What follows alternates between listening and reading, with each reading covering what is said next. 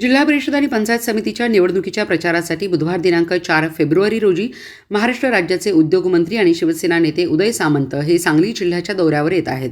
शिवसेनेच्या उमेदवारांच्या प्रचारानिमित्ताने बुधवारी दुपारी 12 वाजता बेडग गावात आणि दुपारी 1 वाजता मालगाव या ठिकाणी जाहीर सभा होणार आहे.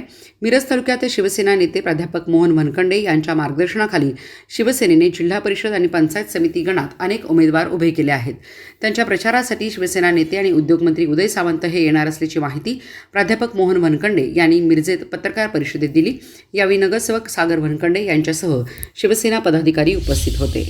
सांगली जिल्हा परिषद आणि मिरज पंचायत समितीची आता निवडणूक येत्या 7 फेब्रुवारीला होती आहे आणि या निवडणुकीचा प्रचार आता अंतिम टप्प्यात शिगेला पोहोचलेला आहे. आमच्या शिवसेना शिंदे गटाच्या वतीनं आम्ही या मिरज विधानसभा मतदारसंघातील 6 जिल्हा परिषद आणि 7 पंचायत समिती गटातून उमेदवार शिवसेनेच्या धनुष्यबाण या चिन्हावरती लढतो आहोत. माननीय एकनाथजी शिंदे यांच्या नेतृत्वाखालील आम्हाला या विधानसभा क्षेत्रातून नक्कीच आम्ही धनुष्यबाण घेऊन इथं खातं उघडणार आहोत. आणि या प्रचारासाठी महाराष्ट्र राज्याचे उद्योगमंत्री माननीय उदयजी सामंत साहेब हे 4 फेब्रुवारी रोजी 12 वाजता बेडग येथील मरगुबाई मंदिर येथे प्रचार सभेसाठी येत आहेत.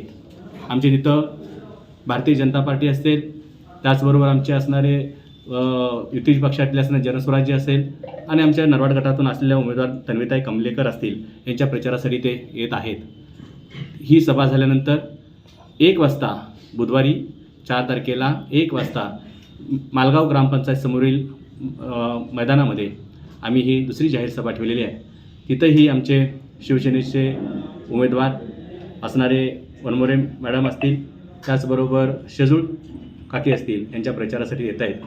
मी आपल्या माध्यमातून सर्व मतदार बंधूंना आवाहन करेल की माननीय एकनाथजी शिंदे साहेब यांचं महाराष्ट्राचं व्हिजन पूर्ण करण्यासाठी या स्थानिक स्वराज्य संस्थेमध्ये आमच्या मिरज विधानसभा क्षेत्रातील या असणाऱ्या सगळे उमेदवार यांना प्रचंड बहुमताने विजयी करावं आणि उद्याच्या जाहीर सभेसाठी प्रचंड बहुसंख्येने उपस्थित राहावं असं आपल्याला आवाहन करतोय.